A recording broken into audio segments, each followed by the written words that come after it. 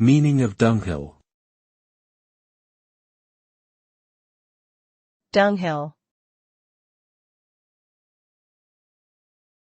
Dunghill. Dunghill. Dunghill. Dunghill refers to a pile of animal manure and other waste materials. It can also refer to a place or situation that is dirty, unpleasant, or undesirable.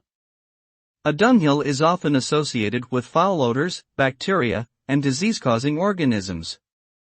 It is generally considered to be an unsanitary and unhealthy environment. People tend to avoid or dispose of dunghills because of the potential health hazards they pose. In summary, a dunghill is a heap of organic waste that is considered to be a smelly and unsanitary location.